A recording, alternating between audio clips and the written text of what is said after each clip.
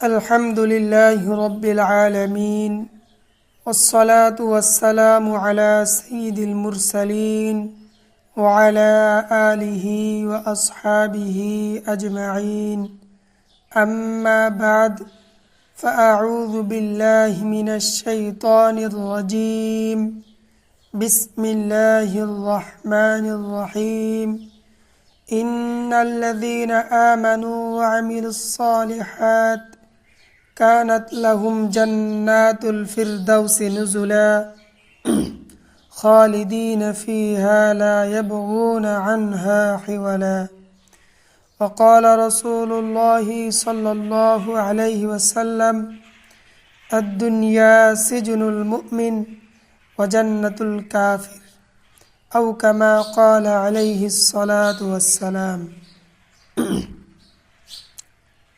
محترم دوستو বুজুর্গো আল্লাহ তাআলা আমাদেরকে সৃষ্টি করে এই দুনিয়াতে পাঠিয়েছেন। এই দুনিয়াতে আমরা কিছুকাল থাকব, অতঃপর যেদিন আল্লাহর হুকুম এসে যাবে এই দুনিয়া ছেড়ে আমাদেরকে চলে যেতে হবে। নবীজি সাল্লাল্লাহু আলাইহি ওয়াসাল্লাম এই দুনিয়া সম্পর্কে বলেন, আদ-দুনিয়া সিজনুল মুমিন ওয়া জান্নাতুল কাফির। দুনিয়া হলো মুমিনের জন্য জেলখানা আর কাফেরদের জন্য জান্নাত। জেলখানায় একজন ব্যক্তি নিজের মন মতো চলতে পারে না। জেলখানায় যারা বন্দী হয় তাদেরকে পুলিশের কথা মতো চলতে হয়। পুলিশ যদি জেলখানায় বন্দী ব্যক্তিকে উঠতে বলে তাহলে তাকে উঠতে হয়, যদি বলে বসতে তাহলে তাকে বসতে হয়।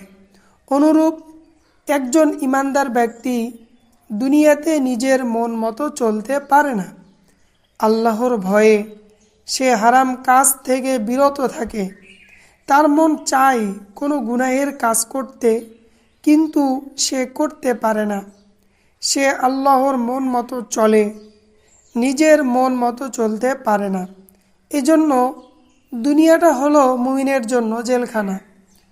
আর কাফের ব্যক্তি সে আল্লাহর হুকুম মতে চলে না, নিজের মন যা চায় তাই সে করে, তার ধরা বাঁধার কেউ নাই, যা খুশি সে করে। এজন্য দুনিয়াটা হলো তার জন্য জান্নাত। মোহতারাম দোস্ত বুজুর্গ, জেলখানায় যারা বন্দী হয় তাদেরকে বিভিন্ন কষ্ট করতে হয়। খাওয়ার কষ্ট, ঘুমানোর কষ্ট, নানা প্রকার কষ্ট লেগেই থাকে। অনুরূপ একজন ইমানদার ব্যক্তিকে দুনিয়াতে বিভিন্ন ধরনের কষ্ট মুসিবতের সম্মুখীন হতে হয়। গরম ও শীতে নিয়মিত 5 ওয়াক্ত নামাজ পড়া, রমজান মাসে রোজা রাখা, মালের প্রতি মহাব্বত থাকা সত্ত্বেও আল্লাহর জন্য তা খরচ করা, অসুস্থতা, বিপদ আপদ, পেরেশানি, বিভিন্ন ধরনের মুসিবত লেগেই থাকে। এজন্য এ দুনিয়া মুমিন ব্যক্তির জন্য হলো জেলখানা। মুহতারাম দোস্ত বুজুর্গ, একজন ইমানদার ব্যক্তির শান্তির জায়গা হলো জান্নাত। জান্নাতের মধ্যে না আছে কষ্ট, না আছে দুঃখ, শুধু সুখ আর সুখ। জান্নাতের মধ্যে বিপদ নাই, মুসিবত নাই, অসুস্থতা নাই, কেউ বুড়ো হবে না, যৌবন হবে চিরস্থায়ী। সর্বপ্রকার নিয়ামত আছে জান্নাতে। জান্নাতে একজন ইমানদার ব্যক্তি মন যা চায় তাই পাবে, সেখানে কোনো বাধা থাকবে না। আল্লাহ তাআলা বলেন, আউযু বিল্লাহি মিনাশ শাইতানির রাজীম বিসমিল্লাহির রহমানির রহিম ওয়ালাকুম ফিহা মা তাশতাহি আনফুসুকুম ওয়ালাকুম ফিহা মা তাদউন।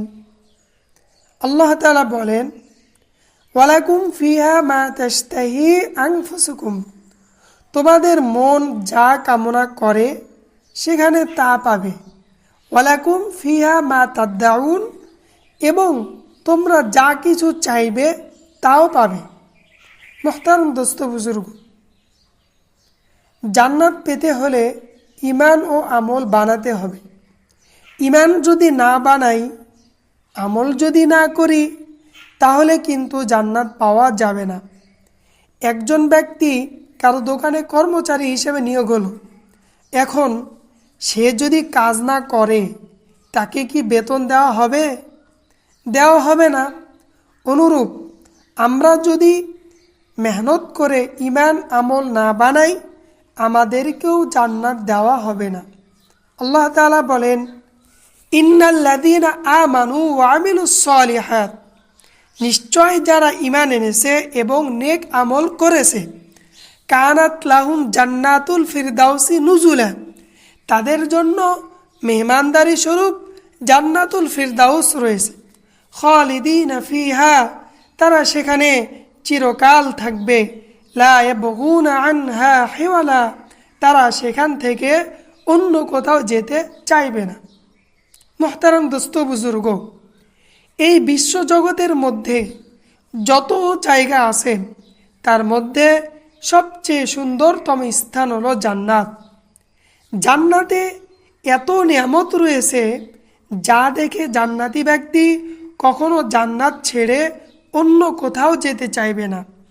জান্নাতি ব্যক্তি এই কামনা করবে, সেখান থেকে যেন আর কখনো বের হতে না হয়।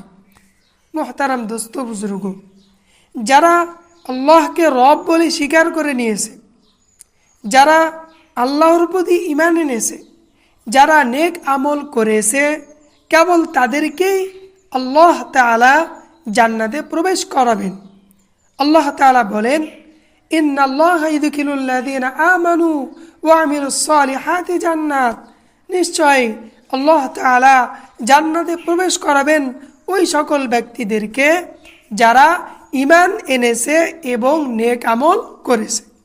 মুহতারাম দোস্ত বুজুর্গ, দুনিয়ার মধ্যে আপনার যদি এমন একটা বাড়ি থাকে যার নিচ দিয়ে নদী প্রবাহিত হয়, তাহলে সেটা কত আনন্দদায়ক হবে। মহান আল্লাহ তাআলা বান্দাকে খুশি করার জন্য এমন জান্নাত দেবেন যার নিচ দিয়ে নদী সমূহ প্রবাহিত হবে। আল্লাহ তাআলা বলেন, তাজরি মিন তাহতিহাল আনহার, জান্নাতের নিচ দিয়ে নদী সমূহ প্রবাহিত হবে। মুহতারাম দোস্ত বুজুর্গ, দুনিয়ার মধ্যে পুরুষের জন্য স্বর্ণ ও মতির চুড়ি এবং অলংকার পরা হারাম। আল্লাহ তাআলা দুনিয়াতে পুরুষের জন্য এগুলো পরা হারাম করেছেন, কিন্তু জান্নাতে যারা যাবে, আল্লাহ তাআলা সেসব পুরুষদেরকে স্বর্ণ ও মতির অলংকার পরাবেন। সেখানে এগুলো ব্যবহারের নিষেধাজ্ঞা থাকবে না। আল্লাহ তাআলা বলেন, ইউহাল্লাউনা ফিহা মিন আসাউরা মিন যাহাবি ওয়া লুলুআ, সেখানে অর্থাৎ জান্নাতে তাদেরকে সাজানো হবে স্বর্ণের চুড়ি এবং মণিমুক্তার অলংকার দ্বারা। স্বর্ণের চুড়ি এবং মণিমুক্তার অলংকার দ্বারা জান্নাতীদেরকে সাজানো হবে। মুহতারাম দোস্ত বুজুর্গ, দুনিয়াতে পুরুষের জন্য রেশমি পোশাক পরা হারাম। রেশমি পোশাক খুবই নরম ও আরামদায়ক পোশাক, অত্যন্ত মূল্যবান ও দামি পোশাক। দুনিয়াতে রেশমি পোশাক পরা পুরুষের জন্য হারাম করা হয়েছে, কিন্তু ইমানদার বান্দারা যখন জান্নাতে যাবে, সেখানে তাদের পোশাক হবে রেশমের। আল্লাহ তাআলা বলেন, ওয়ালিবাসুম ফিহা হারির, তাদের পোশাক হবে রেশমের। মুহতারাম দোস্ত বুজুর্গ, যদি আপনার এমন একটি বাগান থাকে যেখানে বিশাল বিশাল গাছ রয়েছে, গাছের নিচে হেলান দিয়ে বসার স্থান রয়েছে, সেখানে আপেল, আঙ্গুর, কমলা, ডালিম সহ বিভিন্ন রকমের ফল ফলাদি রয়েছে, আপনি এবং আপনার স্ত্রী দুজনে সেই ছায়ার নিচে বসে আছেন, আপনার স্ত্রীর সঙ্গে আনন্দ করছেন, বিভিন্ন ধরনের ফল ফলাদি খাচ্ছেন, আপনার কেমন লাগবে? হ্যাঁ, মহান রব্বুল আলামিন তার বান্দাদের জন্য জান্নাতে এমন জায়গা প্রস্তুত করে রেখেছেন। আল্লাহ তাআলা বলেন, ইন্না আসহাবাল জান্নাতিল ইয়াওমা ফি শুগলিন ফাকিহুন, নিশ্চয় জান্নাতবাসীরা সেদিন আনন্দে মগ্ন থাকবে। হুম ওয়া আজওয়াজুহুম ফি যিলালিন আলাল আরাইকি মুত্তাকিউন, তারা এবং তাদের স্ত্রীগণ সুশীতল সুশীতল ছায়ায় সুসজ্জিত আসনে হেলান দিয়ে বসে থাকবে। লাহুম ফিহা ফাকিহাতু ওয়া লাহুম মা ইয়াদউন, তাদের জন্য রয়েছে সেখানে ফল ফলাদি এবং তারা যা চাইবে তাও রয়েছে। মোহতারাম দোস্ত বুজুর্গ, যদি আপনাকে বড় কোনো ব্যক্তি সালাম জানাই, আপনার কেমন খুশি লাগবে? মনে করেন দেশের প্রধানমন্ত্রীর পক্ষ থেকে আপনাকে সালাম জানানো হলো, আপনি কেমন আনন্দিত খুশি হবেন? আপনি এটা প্রচার করে বেড়াবেন, মানুষকে বলে আনন্দিত হবেন যে প্রধানমন্ত্রী আমাকে সালাম জানিয়েছে। মোহতারাম দোস্ত বুজুর্গ, জান্নাতে মহান রব্বুল আলামিনের পক্ষ থেকে জান্নাতি ব্যক্তিদেরকে সালাম জানানো হবে। সুবহানাল্লাহ। আল্লাহ তাআলা বলেন, সালামুন কাওলাম মির রব্বির রহিম, পরম দয়াময় রবের পক্ষ থেকে তাদেরকে বলা হবে সালাম।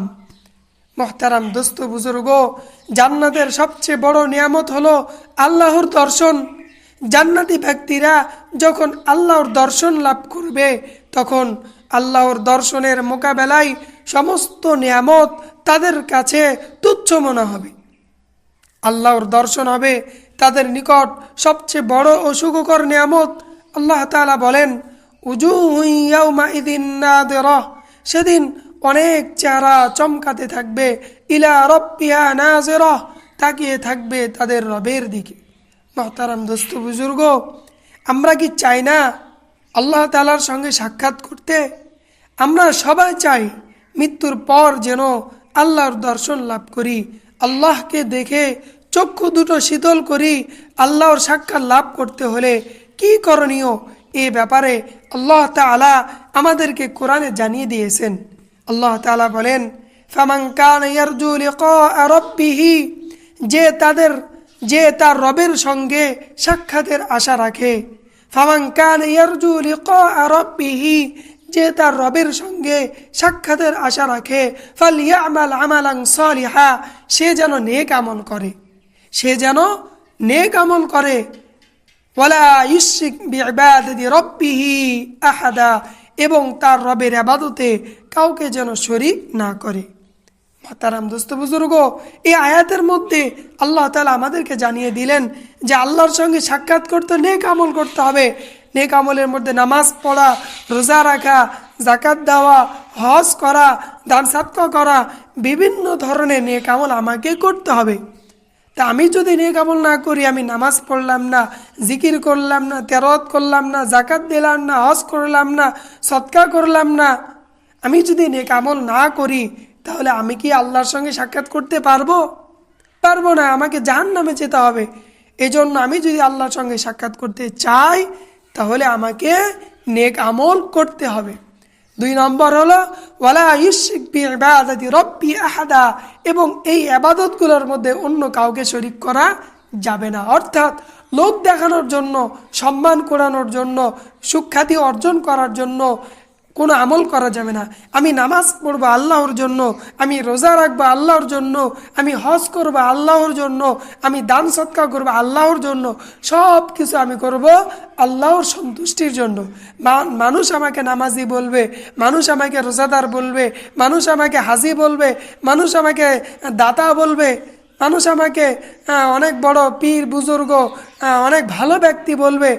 এরূপ মানুষের নাম কুড়ানোর জন্য, সম্মান পাওয়ার জন্য আমি কোনো ইবাদত করব না। আমি একমাত্র ইবাদত করব আল্লাহ তাআলার জন্য, আল্লাহকে সন্তুষ্ট করার জন্য।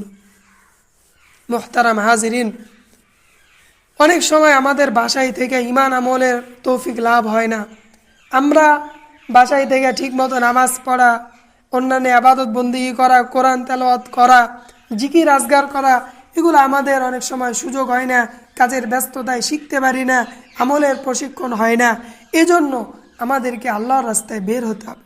এই ঈমান ও আমলে মেহনত শেখার জন্যই আমাকে আল্লাহর রাস্তায় বের হতে হবে, তবলিগের মধ্যে বের হতে হবে। প্রথমে 3 দিন সময় লাগে তবলিগের কাজটা বুঝতে হবে, এরপর আমাকে আল্লাহর রাস্তায় চিল্লায় বের হতে হবে।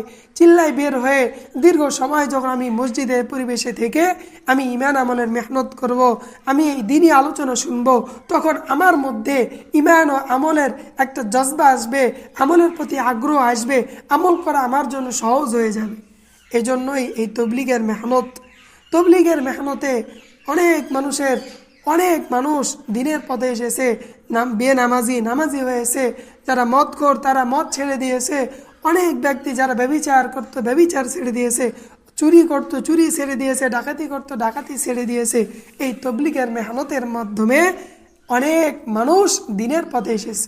তো আমরাও যদি তবলিগের মেহনতে যেতে পারি, তবলিগের মেহনত করতে পারি, তাহলে আমরাও আমলের প্রতি সহজভাবে উঠতে পারবো।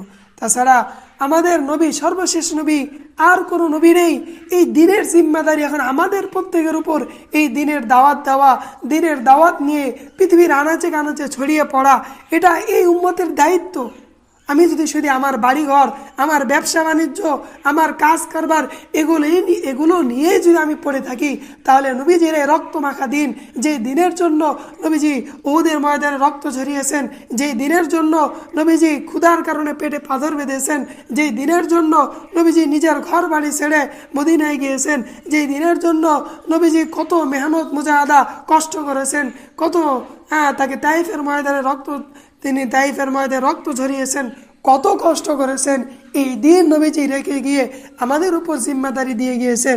অথচ আমরা আজ তার উম্মত হয়ে এই দিনের দাওয়াতের কাজ আমরা ছেড়ে দিয়েছি। তাহলে আমরা কিভাবে কাল কিয়ামতের মাঠে নবীজির সামনে মুখ দেখাবো? এজন্য মোহতারাম হাজিরিন, মোহতারাম দোস্ত বুজুর্গ, এজন্য এই দিন আমাকে শিখতে হবে। দিনের মেহনত নিয়ে শুধু নিজের দেশে নয়, বিদেশেও আমাকে দিনের দাওয়াত নিয়ে আমাকে যেতে হবে। এই দিনের দাওয়াতের প্রচার প্রসার আমাকে করতে হবে।